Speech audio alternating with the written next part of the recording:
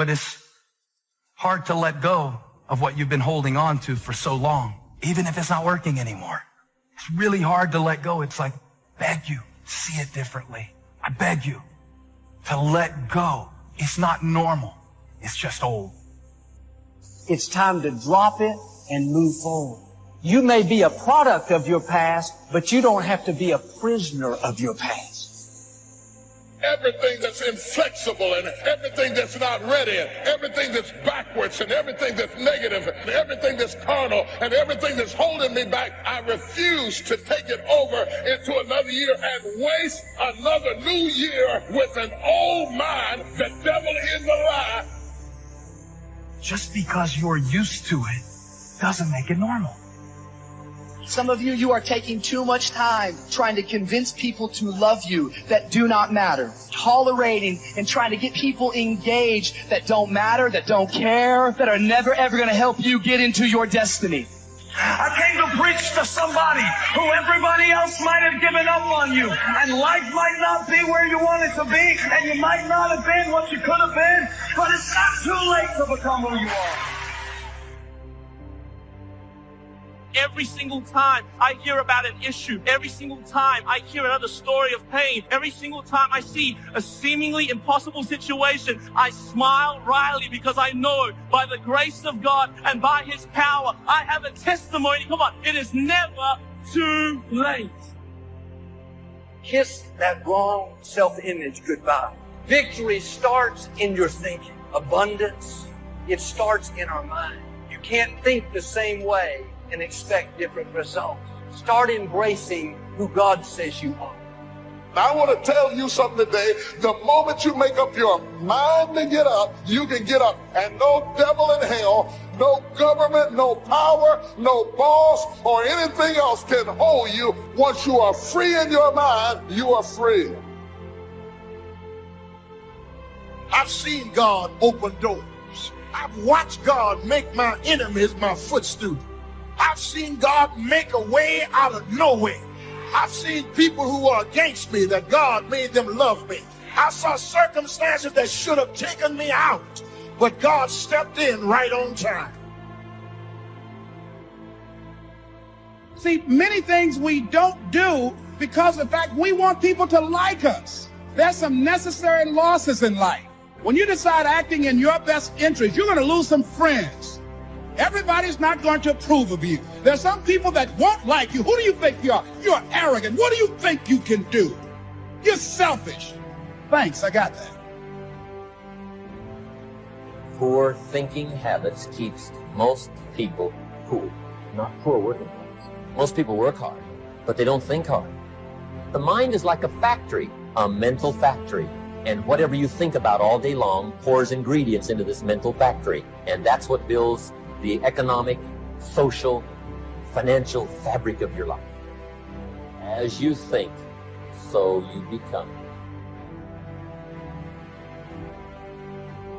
Program your mind, because all that you will do or not do, have or not have, accomplish or not accomplish, will be a direct derivative of what's going on inside of your mind.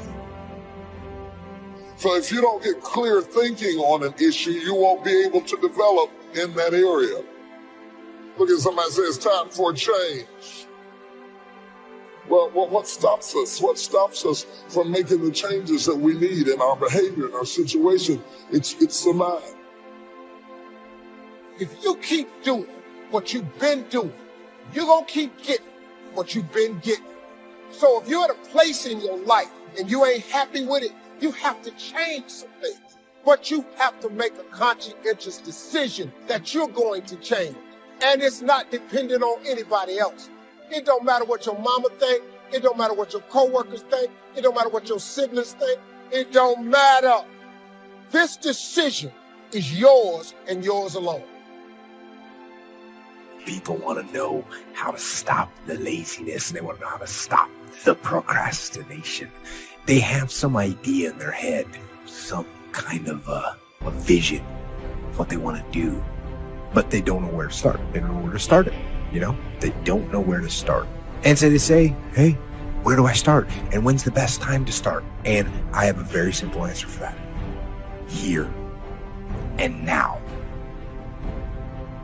Nothing that's happened to you is a surprise to God.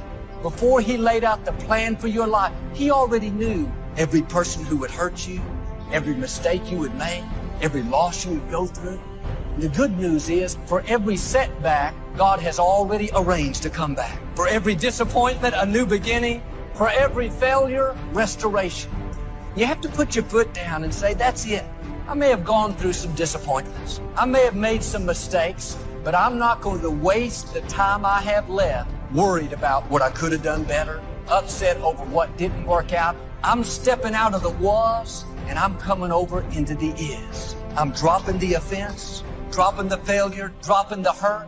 I'm not living my life with any more baggage. I'm going to live my life free. What are you thankful for? Do you thank God daily for even little things? I thought the other day what it must be like for people that can't walk and have to use a wheelchair just to get out of bed in the middle of the night to go to the bathroom and have to do it. Thank God my legs are still working. Thank God I can see and hear and I can still work. And thank God that my life is bearing good fruit. There's so much to be thankful for. And the more thankful we are, the happier we get and the madder the devil gets. One of the best things I've learned is to trust God's timing and trust His ways. What God promised will come to pass, but it may not happen the way you think, may not be when you had planned. If you're trying to control the outcome and control the time frame, you're going to live worried. You have to release control. Release having to have it happen your way. God already has it figured out. He knows the end from the beginning. God may be giving you more to work with than what you are working with at this time. You may have far more things that you can potentially do than what you're doing right now. That's why I don't like to hang with low-thinking people, because they'll make you underutilize what God has given you. You need somebody to challenge you that you could be doing more than what you're doing right now. You could have more than you have right now, and somebody's got to be bold enough to look you in the face and empower you to go into the enemy's camp and take back what he stole from you. We find ourselves announcing our standards to our relatives, our friends, our associates. We shout our beliefs and condemn those who believe any differently, but then we don't walk the talk. We end up acting in a way far different from the beliefs we've shouted. This is inconsistent. This leads to a loss of credibility among those who watch us. And more importantly, this leads to a loss of credibility within ourselves. The only thing worse than one who is inconsistent in applying their self-imposed disciplines is one who has never considered the need or the value of discipline at all. So what kind of courage do you have? Is yours sort of floating between depending on the situation? Or do you know the difference between right and wrong for your life? And you've made up your mind. Our mind is the control tower of our life. All of our decisions are there. And the truth is, whatever we are today is the result of what we've been thinking about all those years. As a man thinketh in his heart, so is he. So if you don't like what's going on around you, maybe you should ask yourself the question, what am I thinking about? What do I think about myself? What do I think about other people? Upset because your plans didn't work out. It's time to kiss some things goodbye. Don't bring bitterness into a new year. Don't bring self-pity, a chip on your shoulder. That was in your past. It doesn't belong in the future. You cannot embrace the new things God has in store as long as you're holding on to the old. What we think about is really what controls us. This is the control tower, that everything else is a result of how we think. And we can't control everybody else and control all of our circumstances, but we are going to respond to circumstances in one way or the other. And so what you have to ask is this: what is it that determines what I think? This mind of yours controls everything else in your life. Are you satisfied with your life as it is? Are you? Is your life giving you what you want? If you had your life to live over again, could you have done more than what you've done thus far? When I ask audiences that, most people agree, yes, I could have done more. I know I could have done more. I've wasted a lot of valuable time. You're going to lose something, lose money. You can recapture that. Don't lose time. You can't get that back. But I think being grateful probably is number one. If you've got a job, you got to be grateful. Say, this is the greatest job in the world. Even if it's a transitional job getting you where you want to go, you got to be grateful.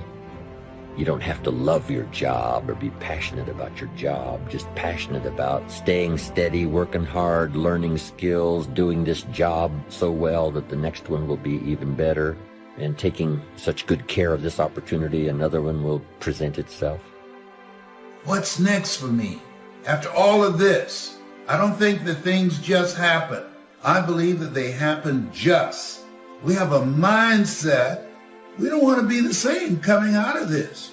That you want some radical change. That this could be a major defining moment for you. A day that turns your life around. If you have an extreme desire to wish to be successful, so you can accomplish all you wish to accomplish, be as generous as you'd like to be as strong as you'd like to be. And I think if you say you have to find your passion, people find that a little bit confusing. Where would I find it? And what could I be passionate about? I guess you could start with saying, I'm passionate about providing unusual success for myself and for my family. Then I think the key is to let what you want to accomplish, let that grow.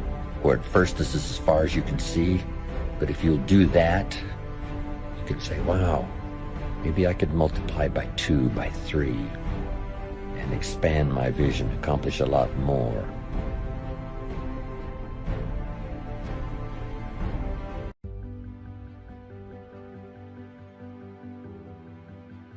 There are many battles that we all face in life.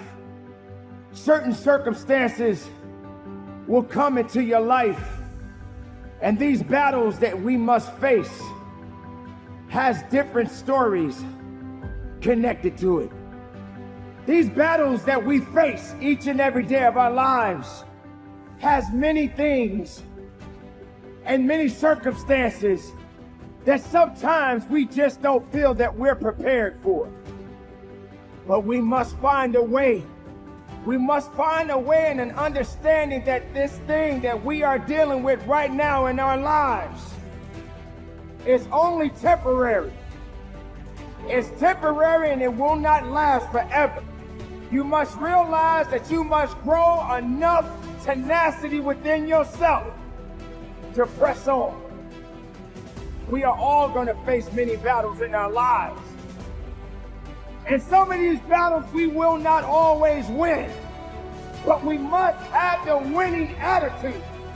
Regardless if we fall down, regardless if the struggle is so hard, regardless if we get pushed back a few steps, we must continue to press on.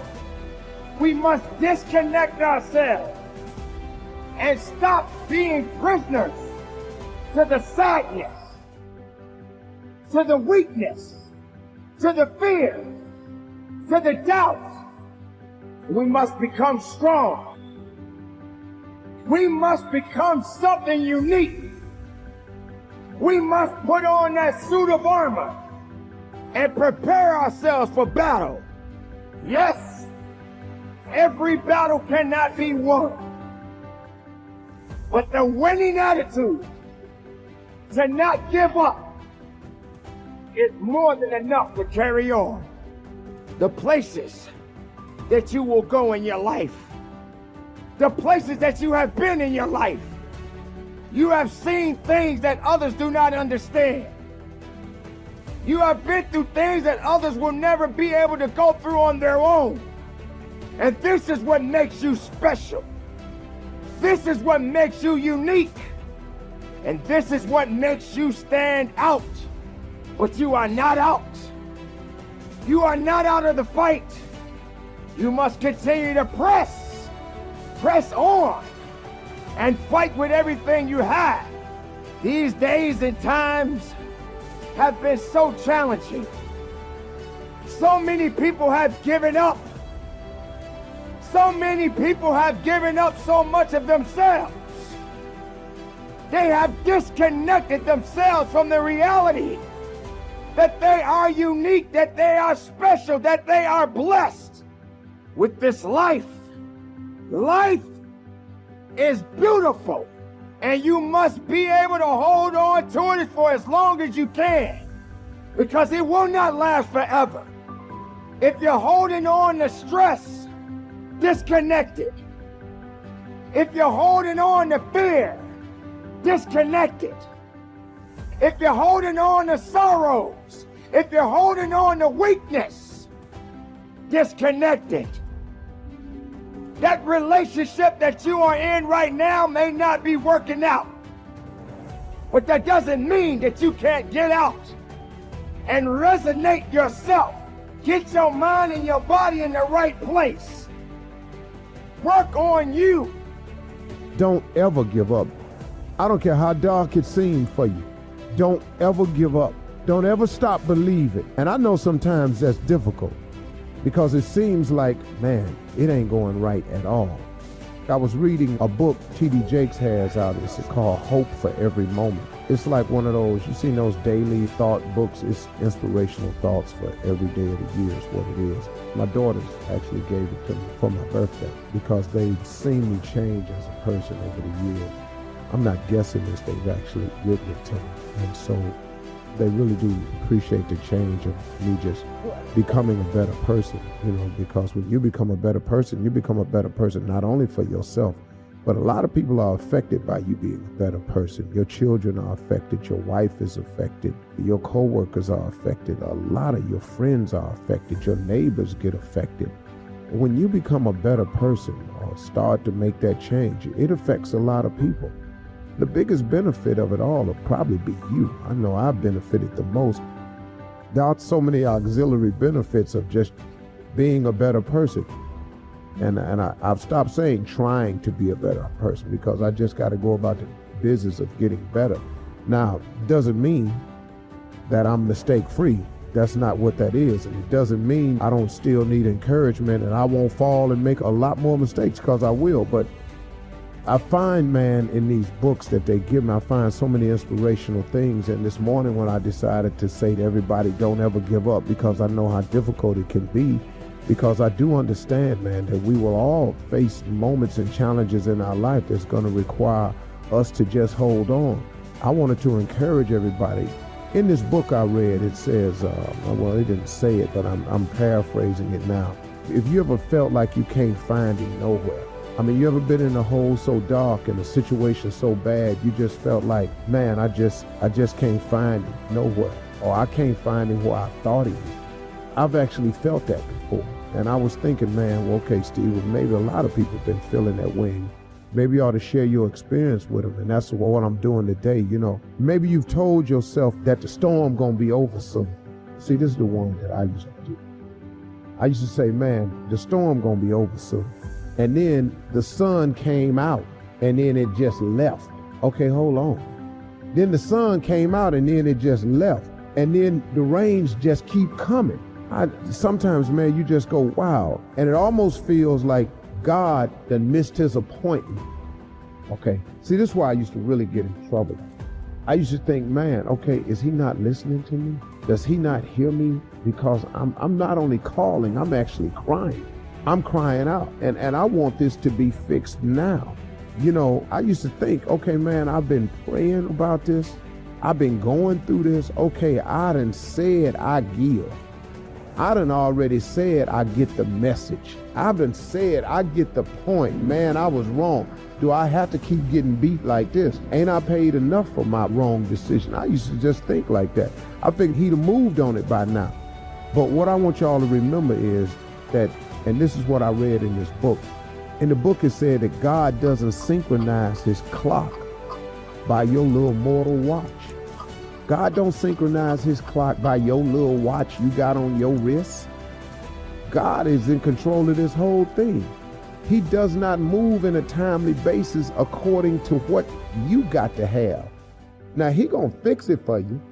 He gonna get it together for you, but it's in his time because he doing a whole lot of shaping and moving. And what I had to learn about when I was praying for stuff was, it ain't just me that's affected. Remember at the top where I said when you become a better person, it affects everybody? Well, guess what? When God answers a prayer, it affects everybody. See, everybody got to learn lessons along the way. And maybe he got you going through a little bit more than what it looks like they going through, because he never puts more on you than you can bear. And so he puts you in a situation that you can handle. So what you got to do is, since God don't synchronize his clock by your little mortal watch, he got a set time that he gonna bless you. The key for you is to hold on. That's the key for you, is to hold on. I'm going to be talking to you about the power of agreement. And if I'm talking to you about the power of agreement, I got to talk about this power couple. For you see, Abraham and Sarah were a power couple. Yeah, they were a power couple before people called people a power couple. They're the only couple that's mentioned here in the hallmark of faith, right up against each other. Talks about what he did, talks about what she did. Through faith also, Sarah herself received strength to conceive seed and was delivered of a child when she was past age, because she judged him faithful who had promised. Isn't it funny, it didn't give Abraham the credit for the birth of the child, it gave it to Sarah, but it gave Abraham credit for the journey. It gave Sarah credit for the birth. But there had to be an agreement between them. They could not walk together, say they agree. They had to reach a level of agreement. Now let's go back and understand some things. God has designed faith to be at its maximum capacity when we come into agreement. Where we're in agreement one with another. That doesn't mean that everybody has to agree. That doesn't mean the neighbors across the street have to agree. But there has to be an agreement concerning what God has promised you, and hopefully somebody that can touch and agree with you. The Bible said, if any two of you agree as touching anything on earth, it shall be done. Coming into agreement. Not just two people coming into agreement with each other. That's nice. But two people coming into agreement with God, that's better. If the two people come into agreement with each other, that could be anything. That could be a murder, that could be homicide, that could be witchcraft, that could be anything. But if the two come in agreement with God, a threefold cord is not easily broken. So what you want to do is find somebody that can come in agreement with you, believing God for the things that he has promised you. Not looking for somebody to agree with you, because that's what's wrong with the world now. We only talk to people that we agree with. We only watch the news that we agree with. We're only friends with people who think like us, vote like us, dress like us, act like us. There is no fruition when there's sameness. There is no fruition when there's sameness. You need to have differences and come into agreement in order to give birth. If Abraham had come into agreement with Steve, there wouldn't be Isaac. If Sarah had come into agreement with Hannah, there wouldn't be Isaac, because there's sameness. There has to be differences in order for there to be fruitfulness. The reason our country is not any more fruitful than it is that we're always hanging out with the same people who have the same ideas, sharing the same thoughts, and we're looking to have fruit. You cannot have fruit that way. You can have unison, you can have agreement, but you can't give birth. Agreement is when two different things come together into agreement that they bring forth fruit. The differences complement each other. Oh, y'all don't hear what I'm saying. What's your excuse today? You don't have enough time? You don't have enough energy? You don't have enough money? Are you too tired? You didn't get enough sleep? Is that what's really stopping you? Or is what's stopping you, you? In this social media world that we live in today, it's so easy to lose your way. I look around at so many people today and can see that they just don't know who they are. It's easy to see the life that we live in today through some Snapchat filter.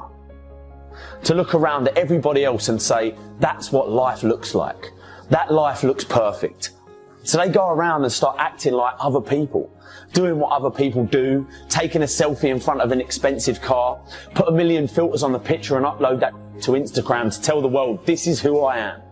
The problem is, behind closed doors, they know that that's not who they are. So they end up lost, wandering around in a lie that they created.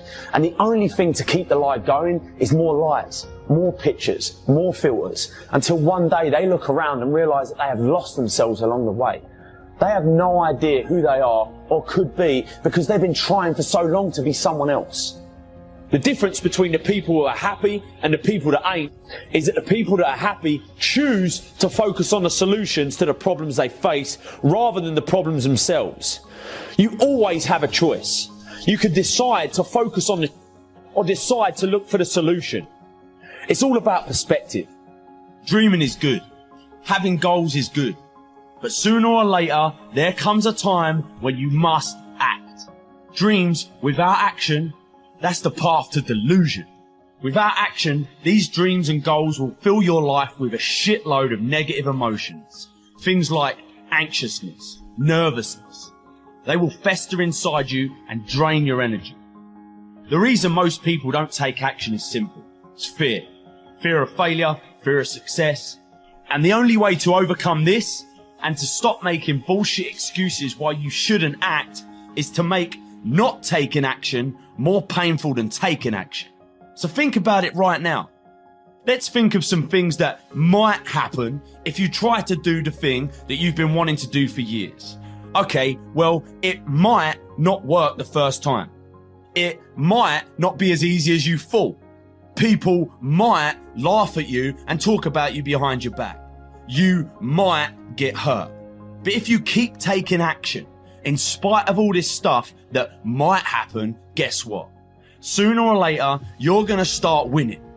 Constantly tell yourself how much worse things could be, and you can actually be thankful for the way you've got things at the moment.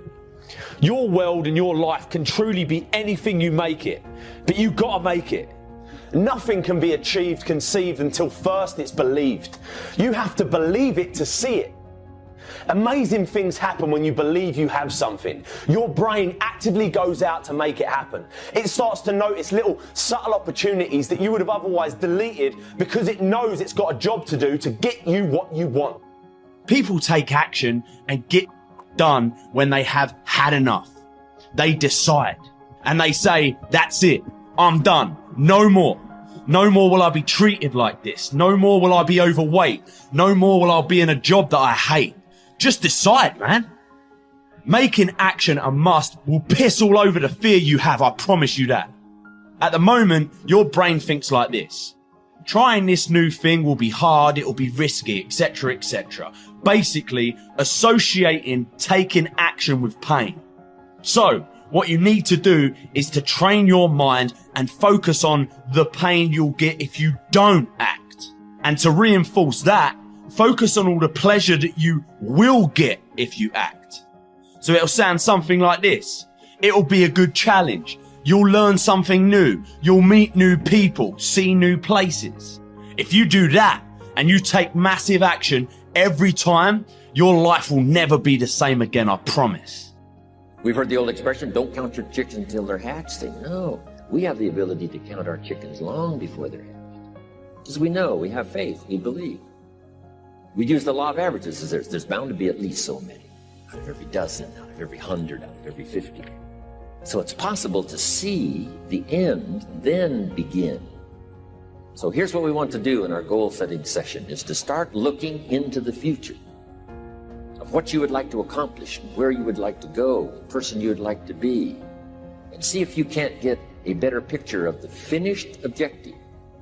See yourself there. See yourself in possession of. I was in business with Bob Cummings, the old movie star, for a while. He said, decide what you want and then act as if you already had it. And being an actor, he could give us a few tips on act. Decide what you want and act as if it was already yours. Now, the reason we can act thinking that it's already ours is because not only can we vision the end results, we can also vision the beginning of making it real. So we don't start till it's finished, but it is possible for human beings to finish something before they start. Just jot this down, it's a bit philosophical, but we'll cover it before we take our lunch break. And that's this: human beings are the only life on earth that has this incredible capacity to change the course of your life. No other life form can do that. Every other life form except human seems to operate simply by instinct and the genetic code. In the winter, the goose flies south. How often? Answer, every winter. If you said to the goose, hey, it'd be better this year to go west, he ignores that advice. And the reason is because he cannot make choices and listen to advice of something that might be better. He has to obey instinct and the genetic code. But now jot this down, not human beings. Human beings can alter the course of their life. Human beings can live one way for 5 years, tear up that script, live a totally different way the next 5 years. The first 6 years of my economic life, I wound up broke. Second 6 years, I wound up rich. Someone says, how did you do that? Here's number one, I discovered I was not a goose. Someone says, don't you have to do the second 6 years like you did the first 6 years? And jot this down. No. No, you don't have to live the second 6 years like the first 6. You can use all the information and all the advice and repairing all of your mistakes and adopting a new and refined philosophy so that the next 6 years can be totally different than the last 6. No other life form can do this. See, if you were a tree, you'd be stuck. As a tree, if you used up all the nourishment that was around you and you couldn't change location, see, you would die. But that's not true. Human beings can change location, go north, south, east, west, live here for a while, live somewhere else for a while. So that's a note to make. You can greatly alter the course of your life. Now here's the next note to make. 5 years from now, you will arrive. The question is where? This is for mature people now. If you keep up your present disciplines and keep up the present pace that you're on, where will you be in 5 years? Boy, it's easy to say, hey, I haven't really thought about that.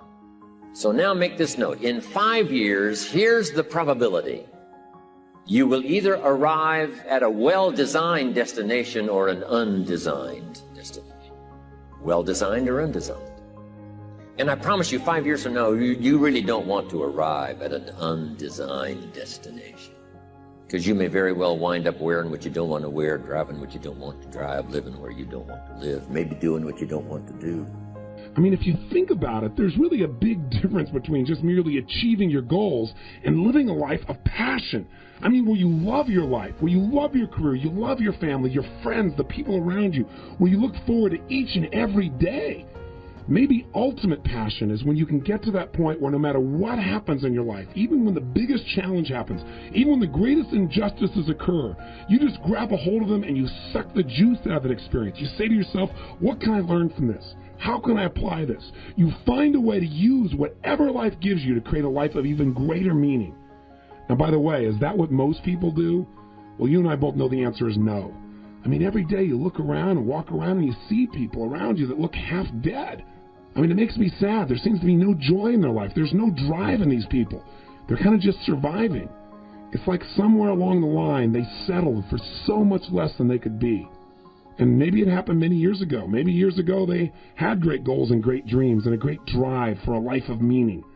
But what happened to them? Well, what almost happened to me, what may have happened at one time in your life. They had big goals, they had big dreams, they went for it, they were excited, and they pushed hard. Maybe they disciplined themselves. Maybe they gave their all, and they were disappointed or maybe even betrayed. I know I felt that many times in my life, and I'm sure you have as well.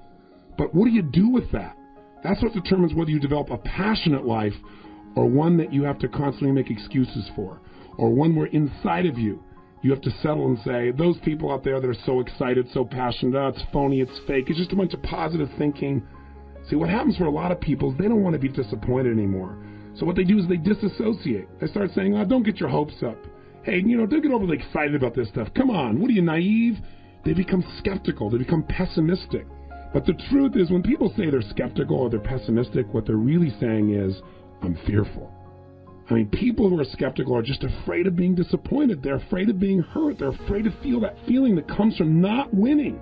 But listen to me. In any sport, if you're going to be victorious, you've got to be willing to risk that loss, that sense of pain. That also, by the way, that pain may be the very thing that gives you the drive to move forward and achieve more than you ever have before in your life. Michael Jordan is someone I've had the privilege of spending some time with. I mean, talk about a genius in the basketball ring, a genius in any sport. He's the best that probably has ever existed there.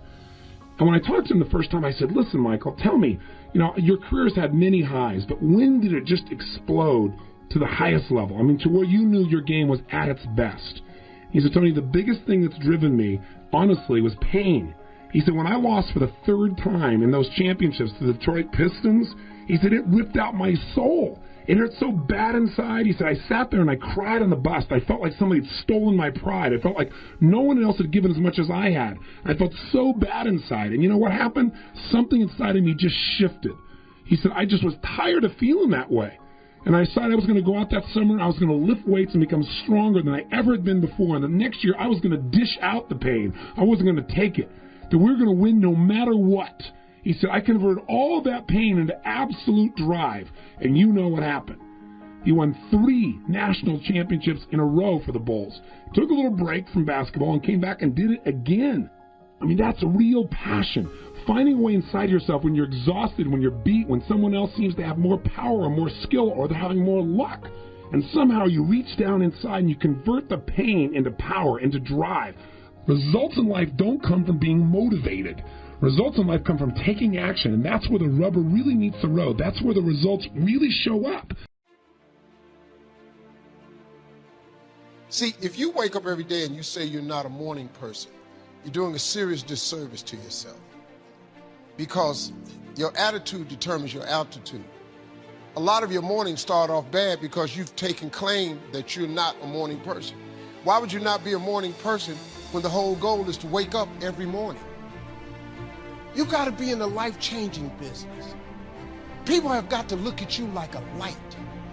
Something should be in you that shows other people that there's hope. You don't know this about yourself, but you're going to be that person one day. And you got to start preparing for what you want to be. At least let God know you're glad you're alive. You don't let nobody else. You don't know it, but you're going to be a light one day. And people are going to look to you for that light. I believe in winning the battle against yourself. Because there's a lot of things you can control. When you wake up, I talk about making your bed. Make your bed. Make sure your house is clean. Make sure you get your breakfast. Make sure you shower, shave. Whatever you're doing, control that. Don't hit the snooze button. All these things are very important. That's been told a lot of times.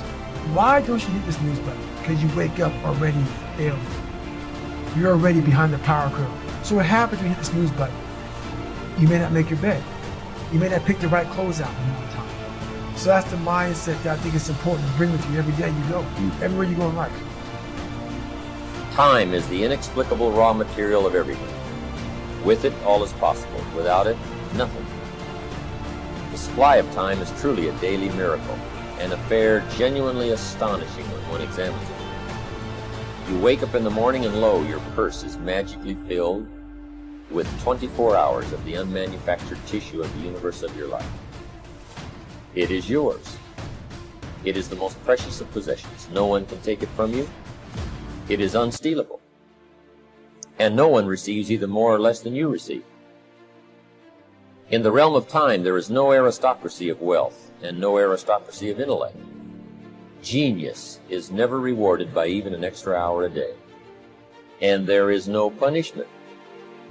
Waste your infinitely previous commodity as much as you will, and the supply will never be withheld from you.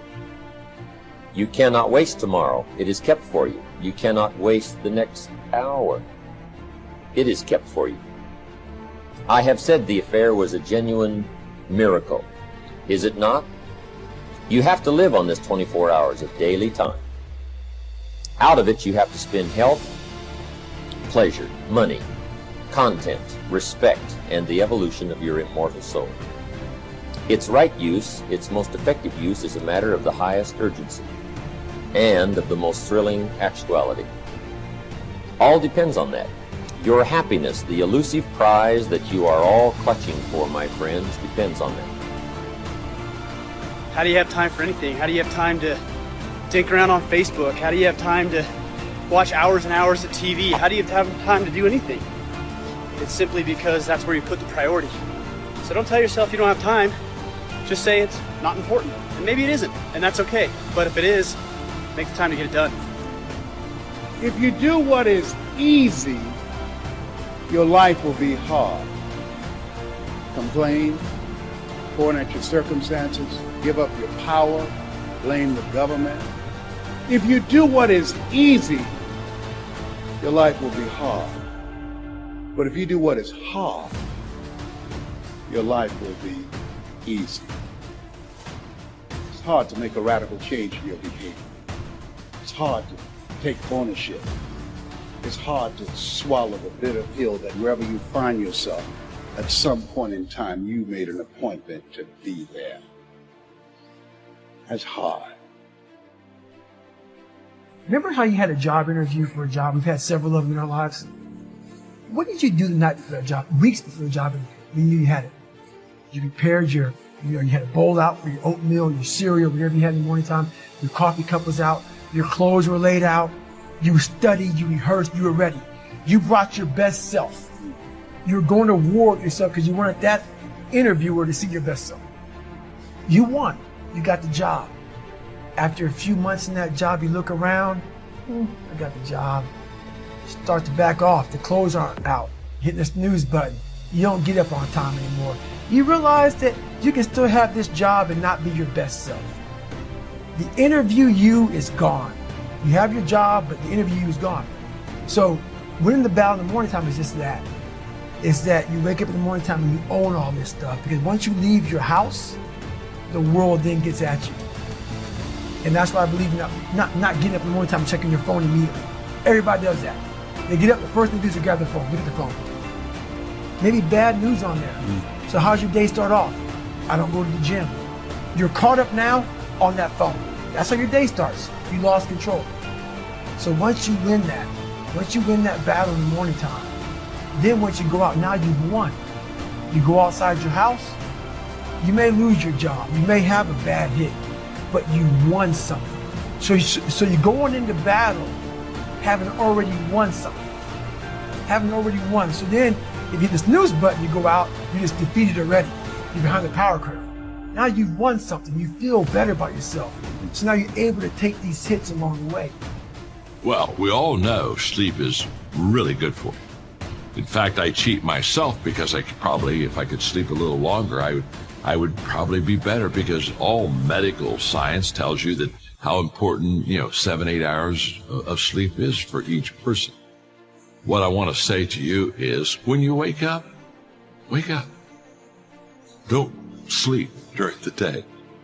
Don't get a little bit unconscious and let life pass you. Be intentional. Go for it. Be in the moment. Be alert. Be aware. Seize the time.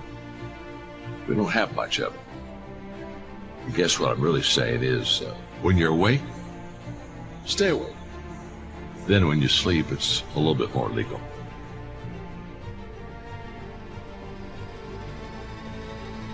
If one cannot arrange that an income of 24 hours shall exactly cover all proper items of expenditure, one does muddle one's whole life indefinitely. We shall never have any more time. We have, and we have always had, all the time there is. It's not that difficult to get something started. You run it for a while, and after a while it starts running you. That's part of the challenge. I told my staff one day, giving birth to a tiger is one thing, learning how to ride it is something else, right? Sometimes you start it, and then it turns around and starts giving you all kinds of trouble. If you're working already 8-10 hours a day, that's about it. You just can't work much more than that. Bursts at a time, you can work 12, 14, 16, right? I'm sure we've all learned to do that, put in the extra time. But after a while, you pretty well have to put your life in balance, or your health is in jeopardy, and your heart's in jeopardy, your blood pressure's in jeopardy, a lot of things, if you don't stay in balance. So you don't have to put any more hours, probably. All you have to do is just make better use of the hours. A cliche we've all heard. It's not the hours you put in, it's what you put in the hours that counts. It's an urge. Truth be told, every champion has felt it. Every president has felt it. Every king has felt it. Every lion has felt it. Every winner has felt it. Every soldier has felt it. Every victorious person has felt it. The urge to quit. Don't you give up on your dream. I don't care if you don't have the money. you don't have the help, and you don't have the family for it, and you don't have the background for it, and you don't have the friends for it, don't you give up on your dream. Don't you do it. Don't you do it. Don't you do it. It may take you twice as long. You may have to take courses and classes. You might not read as fast. You might not move as quick. You might not have as much. But don't you quit. Don't you quit. Don't you quit. You do make a difference. You do make a difference. You do make a difference. As weak as you are, as tired as you are, as many mistakes as you made, you do make a difference. There is something they would lose if you were not there. There was something that they would miss if you were not there. You do make a difference. You do make a difference. You do make a difference. Keep hopping. It's for people that are trying to hop their way back home. Come hell or high water, doing the best they can with what they got. That's who we are, doing the best we can with what we got. And we may not break any ribbons and we may not get any trophies, but if we can learn how to hang on in there, we'll be all right. I will not lie to you, I feel like going on. But I have seen days I did not want to get out of bed, didn't want to put on clothes, and didn't even feel like brushing my teeth. I've seen days so dark that I just wanted to keep driving, and I didn't even care where I ended up or what you called me. They came, and they passed. And they came to pass. Kept the faith. I kept it. I lost a lot of stuff. I lost a lot of friends. I lost a lot of strength. I lost a lot of courage. I lost a lot of time. I lost a lot of money, but I kept down on my knees. I was still believing. Broke, I was believing. Lonely, I was believing. Betrayed, I was. If you lose a job, keep the faith. If you lose a spouse, keep the faith. If you bury your child, keep the faith. If you have to downsize, keep the faith.